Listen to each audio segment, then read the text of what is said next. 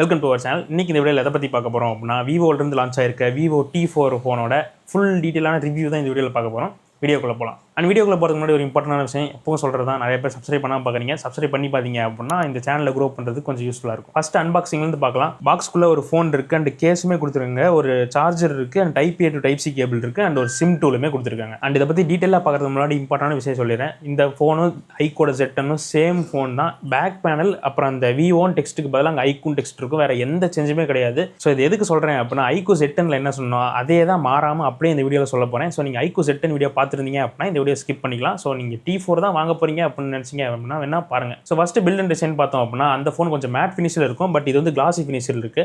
அந்த ஃபோனோட டிசைனை விட எனக்கு வந்து இந்த ஃபோனோட பேக் பேனல் பிடிச்சிருக்கு. ஏன்னா கொஞ்சம் வித்தியாசமாக நல்லா இருக்குது. ஏன்னா கிளாசி பேட்டர்ன் ரொம்ப நாள் ஆச்சு பார்த்து, அதனால் கொஞ்சம் இன்ட்ரெஸ்டிங்காக இருக்குது. மற்றபடி அந்த ஃபோன் எப்படி இருந்துச்சோ அதே தான். சைட் ஃப்ரேம் வந்து பார்த்தீங்க அப்படின்னா பிளாஸ்டிக் தான். அண்ட் இந்த phone green and grey colour ரெண்டு வேரியன்ட் அவைலபிளாக இருக்குது. அவங்களுக்கு க்ரீனுக்கு வேறு ஏதோ பேர் வச்சிருந்தாங்க, எக்ஸாக்டாக தெரியல. என்கிட்ட இருக்கிறது தான் பார்த்தீங்க அப்படின்னா இந்த க்ரீன் கலர். அண்ட் இந்த ஃபோனோட திக்னஸ் வெறும் 7.9 mm தான். அண்ட் 199 கிராம் தான் வெயிட்டுமே இருக்குது. ஏன்னா இதுக்குள்ள ஒரு 7300 mAh பேட்டரி இருக்குது. அப்படி பார்க்கும்போது இந்த ஃபோன் வந்து ஒரு லைட் வெயிட்டான ஃபோன் தான். பட் நீங்கள் ரொம்ப நேரம் கையில் பிடிச்சி தனியாக சிங்கிள் ஹேண்ட்லாம் யூஸ் பண்ணுறீங்க அப்படின்னா கண்டிப்பாக கை வலிக்க ஆரம்பிச்சிடும். ஸோ நீங்கள் ரெண்டு கையில் யூஸ் பண்ணி ஃபோன் யூஸ் பண்ணுறீங்க அப்படின்னா அப்போ இந்த பிரச்சனை இல்லை. வெயிட் மேனேஜ்மெண்ட்டுமே நல்லா தான் பண்ணியிருக்காங்க. அண்ட் இந்த டிஸ்பிளேக்கிலேயே ஒரு இன்டிஸ்பிளே ஃபிங்கர் பிரிண்ட் ஸ்கேனர் இருக்குது. இதுவுமே நல்லா ஃபாஸ்ட்டாக அக்யூரேட்டாக இருக்குது. அண்ட் அப்படியே டிஸ்பிளே சைடு வந்தோம் அப்படின்னா 6.77 இன்ச்க்கான quad curved AMOLED display use பண்ணியிருக்காங்க. பட் வந்து ஃபுல் HD ரெசல்யூஷன் தான். 120Hz ரிஃப்ரெஷ் ரேட் சப்போர்ட்டுமே இருக்குது. பிரைட்னஸ் வேல்யூ பொறுத்த வரைக்கும் ஆட்டோ மோடில் 1400 nitsக்கான பிரைட்னஸ் இருக்குது. பீக் பிரைட்னஸாக 5000 வரைக்கும் அச்சீவ் ஆகும்னு சொல்கிறாங்க. என்னதான் ஸ்பெக் இவ்வளோ கொடுத்ததுனாலும் ரியல் வேர்ல்டில் பிரைட்னஸ் எந்த பிரச்சனையும் இல்லை. அவுட்டோரில் யூஸ் பண்ணும்போதுமே எந்த பிரச்சனையும் இல்லை, டீசெண்டாக இருக்குது. அண்ட் இந்த ஃபோனில் நெட்ஃப்ளிக்ஸில் HDR சப்போர்ட் இருக்குது, யூடியூப்லையுமே HDR சப்போர்ட் இருக்குது. டிஸ்பிளேயோட கலர்ஸுமே பார்த்தீங்க அப்படின்னா ரொம்ப நல்லா பண்ணியிருக்காங்க. டிஸ்பிளேல எந்த பிரச்சனையும் இல்லை. பட் கம்பேரிட்டிவ்லி நீங்கள் ஒரு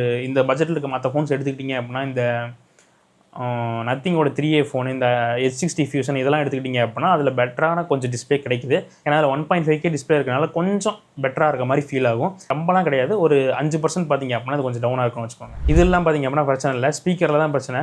சிங்கிள் ஸ்பீக்கர் தான் யூஸ் பண்ணியிருக்காங்க. இதோட குவாலிட்டி அந்தளவுக்கு சூப்பராக இல்லை மற்ற ஃபோன்ஸை கம்பேர் பண்ணும்போது. தனியாக பார்த்தீங்க அப்படின்னா ஓகே பெட்டராக தான் இருக்குது. வால்யூம் பூஸ்ட் மோட்லாம் இருக்குது. அந்த வால்யூம் பூஸ்ட் மோட்லாம் ஆன் பண்ணிங்க அப்படின்னா லவுட்னஸ் தான் இன்க்ரீஸ் ஆகுது. டீட்டெயில்ஸ் வந்து அந்தளவுக்கு இல்லை. ஸோ இது ஒரு ப்ராப்பரான மல்டிமீடியா ஃபோன் கிடையாது. அடுத்தபடியே சாஃப்ட்வேர் சைடு வந்தோம் அப்படின்னா Android 15 FunTouch OS 15 ரன் ஆகிட்டு இருக்குது. இதில் உங்களுக்கு எக்கச்சக்க AI ஃபீச்சர்ஸ் இது எல்லாமே கிடைக்கும். ஐக்குள்ள என்ன கிடைக்குமோ அது அப்படியே இங்கே கிடைக்கும். யூஸ் பண்ணுறதுக்குமே இந்த UI செம்ம ஃப்ளூயிடாக ஃபாஸ்ட்டாக ரெஸ்பான்சிவாக இருக்குது. அதில் எந்த பிரச்சனையும் இல்லை. பக்ஸ்லாம் பெருசாக இந்த ஃபோனில் எங்கேயுமே நான் நோட் பண்ணல. சாஃப்ட்வேர் அப்டேட்டை பொறுத்த வரைக்கும் 2 வருஷத்துக்கான OS அப்டேட், 3 வருஷத்துக்கான செக்யூரிட்டி பேஸ் கொடுப்போம்னு சொல்லியிருக்காங்க. இது கம்பேரிட்டிவ்லி மற்ற ஃபோன்ஸை விட கம்மி. அடுத்து அப்படியே கேமரா சைடு வந்தோம் அப்படின்னா 50 MP ஒரு மெயின் கேமரா கொடுத்துருக்காங்க. f1.8 லென்ஸோட பேர் ஆகுது. அண்ட் இதில் OIS சப்போர்ட்டுமே இருக்குது. ரெண்டாவதாக இருக்கிறது ஒரு டெப்த் சென்சார். அது வந்து ஒரு குப்பை கேமரா தான். ஸ்பெக்கெல்லாம் விட்டுட்டு ரியல் டைமில் இந்த கேமரா பர்ஃபார்மன்ஸ் எப்படி இருக்குன்னு கேட்டிங்க அப்படின்னா நல்லா தான் இருக்குது. ஈவன் நைட் டைம் ஃபோட்டோஸ்லாம் பார்த்தீங்க அப்படின்னா இந்த ஃபோனில் சூப்பராகவே இருக்குது. டே டைம் ஃபோட்டோஸுமே ஓரளவுக்கு பரவாயில்ல. பட் கலர்ஸ் லைட்டாக மியூட்டடாக இருக்குது. மற்ற ஃபோன்ஸை கம்பேர் பண்ணும்போது இந்த ஃபோனில் ஃபோட்டோஸ் அந்தளவுக்கு கன்சிஸ்டண்ட்டாக இல்லை. நீங்கள் ஒரு 10 ஃபோட்டோ எடுத்தீங்க அப்படின்னா 6-7 ஃபோட்டோ தான் பெட்டராக இருக்குது. ஸோ கலர்ஸில் வந்து பார்த்தீங்க அப்படின்னா இன்கன்சிஸ்டன்ட் இருக்குது. ஃபேஸ்லாம் பார்த்தீங்க அப்படின்னா ரெட் ஆகிடுது. ஒரு சில டைமில் இந்த விவோட அல்காரிதம் இருக்குல்ல, ஃபேஸை மட்டும் பார்த்தீங்க அப்படின்னா பிரைட் பண்ணும். அதெல்லாம் பார்த்தீங்க அப்படின்னா அப்படியே தெரியுது அந்த இடத்துல.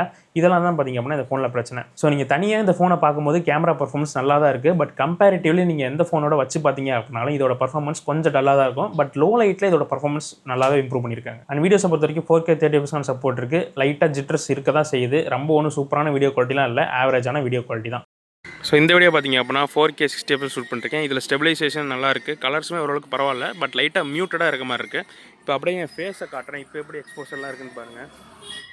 ஸோ ஆடியோ எப்படி பிக்கப் ஆகுது, வின் நாய்ஸ் தான் இருக்கான்னு பாருங்கள். சுற்றி கொஞ்சம் நாய்ஸ் இருந்துட்டு தான் இருக்குது. அதெல்லாம் எப்படி பிக்கப் ஆகுதுன்னு பாருங்கள்.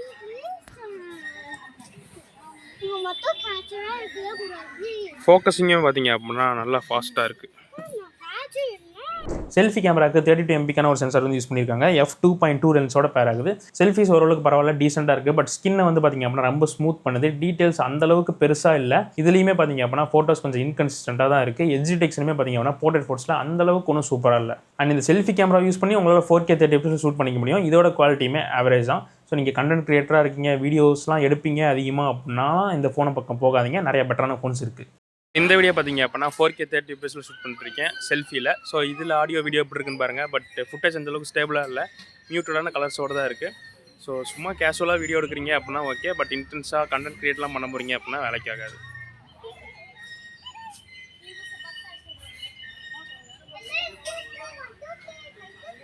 ஐக்கூ செட்டன் எப்படி இருந்துச்சோ அதே மாதிரி தான் பார்த்தீங்க அப்படின்னா இந்த கேமராவுமே இருக்குது. அண்ட் அடுத்து ப்ராசர் பக்கம் வந்தோம் அப்படின்னா ஸ்னாப்ட்ராகனோட 7S Gen 3 வந்து யூஸ் பண்ணியிருக்காங்க. இது ஆன் பேப்பரில் பார்க்கும்போது நல்ல பெஞ்ச் மார்க்குள்ள நல்ல ஸ்கோர் தான். ஏன்னா ஆல்மோஸ்ட் எல்லா ஃபோனுமே பார்த்திங்க அப்படின்னா இதே ப்ராசரோட தான் இந்த செக்மெண்ட்டில் இருக்குது. இதுவும் பார்த்திங்க அப்படின்னா ஸ்னாப்ட்ராகன் 7S Gen 3 தான் அதே ஸ்கோர்ஸ் தான் பார்த்திங்க அப்படின்னா இங்கேயும் வருது. பட் பிரச்சனை என்னென்னு பார்த்திங்க அப்படின்னா கேமிங் பர்ஃபார்மன்ஸில் தான். பப்ஜியில் 60 FPS சப்போர்ட் இருக்குது, CODயில் 90 FPS சப்போர்ட் இருக்குது. பட் கேம் பிளே எக்ஸ்பீரியன்ஸ் அந்தளவுக்கு ஸ்மூத்தாக இல்லை. எங்கேயோ பார்த்திங்க அப்படின்னா இந்த ஐக்கும் வியூவும் கோட்டை விட்டாங்க. ஸோ ஒரு அரை மணி நேரத்துக்கு மேலே விளாண்டிங்க அப்படின்னா ஃப்ரேம் ட்ராப்ஸ் வந்து ஈஸியாக தெரியுது. அந்த கேமில் வந்து பார்த்திங்க அப்படின்னா லேட்டன்சி கொஞ்சம் அதிகமாக இருக்குது. ஸோ இதை பார்த்து சரி பண்ணாங்க அப்படின்னா நல்லாயிருக்கும். ஏன்னா ஐக்கு வியூலாம் பார்த்திங்க அப்படின்னா இது மாதிரி பிரச்சனையை ஈஸியாக சால்வ் பண்ணிடுவாங்க. அதே மாதிரி இதை சால்வ் பண்ணாங்க அப்படின்னா ஓகே. பட் சால்வ் பண்ணாத வரைக்கும் பார்த்திங்க அப்படின்னா இது ஒரு பிரச்சனை தான், நீங்கள் கேம் பிளே அதிகமாக பண்ணுறீங்க அப்படின்னா. மற்றபடி இந்த ப்ராசர்னால டே டு டே டாஸ்கில் எந்த பிரச்சனையுமே இல்லை, எங்கேயுமே ஒரு லேக்லாம் பார்க்க முடியல, எல்லா இடத்துலையுமே ஸ்மூத்தாக இருந்துச்சு. அண்ட் இந்த ஃபோன் மொத்தம் 2 வேரியண்ட்டில் வருது, 8/128 அண்ட் 12/256. ரெண்டுலையுமே பார்த்திங்க அப்படின்னா UFS 2.2 ஸ்டோரேஜ் தான், LPDDR4X ரேம் தான். அண்ட் அப்படியே பேட்டரி சைடு வந்தோம் அப்படின்னா இந்த ஃபோனோட மிகப்பெரிய ஹைலைட்டே பார்த்திங்க அப்படின்னா பேட்டரி தான். 7300 mAh யூஸ் பண்ணியிருக்காங்க. 90 வாட்ஸ்க்கான ஃபாஸ்ட் சார்ஜிங் சப்போர்ட்டுமே இருக்குது. இது யூஸ் பண்ணி 0 to 100 ஃபுல் சார்ஜ் பண்ணிங்க அப்படின்னா 1 மணி நேரம் 15 நிமிஷம் to 20 நிமிஷத்தில் ஃபுல் சார்ஜ் ஆகிறது. இதுவுமே பார்த்திங்க அப்படின்னா நல்ல இம்ப்ரெசிவான ஒரு டைமிங் தான். ஸ்க்ரீன் ஆன் டைம் பார்த்திங்க அப்படின்னா ரொம்ப சூப்பராக இருக்குது. இதில் கிடைக்கிற பேட்டரி லைஃப் உங்களுக்கு வேறு எந்த ஃபோன்லையுமே கிடைக்காது. ஈவன் நீங்கள் 1 லட்ச ரூபாய்க்கு ஃபோன் வாங்கினீங்க அப்படின்னாலும் இந்த பேட்டரி லைஃப் உங்களுக்கு கிடைக்காது. ஸ்க்ரீன் ஆன் டைம் 12 to 13 ஹவர்ஸ்க்கு மேலே கிடைக்குது. ஸோ நீங்கள் பேட்டரிக்காக ஒரு ஃபோன் வாங்குறீங்க, எனக்கு ஃபோன் வாங்குறதே பேட்டரிக்கு தான், எனக்கு வந்து ஒரு நாள் சார்ஜ் போட்டேன் அப்படின்னா 2-3 நாள் நான் சார்ஜே போடக்கூடாதுன்னு நினச்சிங்க அப்படின்னா கண்டிப்பாக இந்த ஃபோனை கன்சிடர் பண்ணலாம். அண்ட் மற்றபடி IP ரேட்டிங்லாம் பார்த்திங்க அப்படின்னா கிடையாது, 65 தான் கொடுத்துருக்காங்க. NFC பார்த்திங்க அப்படின்னா கிடையாது. இதெல்லாம் இது ஒரு சில குட்டி குட்டி விஷயத்தாக கொடுத்துருந்தா நல்லா இருந்திருக்கும். அண்ட் 9 5G பேண்ட் இருக்குது. பட் கால் குவாலிட்டி நெட்வொர்க் இஷ்யூஸில் எந்த பிரச்சனையும் இல்லை. மற்றபடி பெரிய ஹைலைட்டாக அந்த ஃபோனில் சொல்லிக்கிற மாதிரி ஒன்றும் இல்லை. இதோட ப்ரைஸிங்கை பொறுத்த வரைக்கும் 22,000 ரூபாய்க்கு லான்ச் பண்ணாங்க. பட் எப்பவுமே உங்களுக்கு இந்த 2,000 ரூபாய் இன்ஸ்டன்ட் டிஸ்கவுண்ட் இருந்திருக்கு. அப்படி பார்க்கும்போது உங்களால் 20,000 to 21,000 இந்த செக்மெண்ட்டில் உங்களால் இந்த ஃபோனை வாங்கிக்க முடியும். ஸோ இந்த ப்ரைஸ் ரேஞ்சுக்கு நல்ல ஒரு டிஸ்பிளே கிடைக்குது, நல்ல சூப்பரான ஒரு பேட்டரி லைஃப் வந்து கிடைக்குது. பர்ஃபார்மன்ஸ் கொஞ்சம் ஆவரேஜ் தான். நீங்கள் கேம்லாம் விளையாடல அப்படின்னா பிரச்சனை இல்லை. இந்த ஒரு சில பாயிண்ட்ஸ், இந்த IP ரேட்டிங், இந்த ஸ்டீரியோ ஸ்பீக்கர் கொடுக்காம விட்டது, இந்த மாதிரி விஷயத்தெல்லாம் கட் பண்ணாமல் இருந்தால் நான் வந்து சாலிடாக இந்த ஃபோன் ரெக்கமெண்ட் பண்ணுவேன். ஏன்னா அங்கங்கே கொஞ்சம் கேப் விட்ட மாதிரி இருக்குது இந்த ஃபோனு. மற்றபடி ஃபோனில் பெருசாக பிரச்சனை இல்லை. நீங்கள் 20,000 ரூபாய்க்கு ஆஃப்லைனில் போயிட்டு ஒரு விவோ ஃபோன் வாங்குறத கம்பேர் பண்ணும்போது நீங்கள் ஆன்லைனில் இந்த மாதிரி ஃபோன்ஸ் வந்து வாங்கிட்டு போயிடலாம். அப்படி பார்க்கும்போது உங்களுக்கு வேணால் இந்த ஃபோன் பெட்டராக இருக்கும்.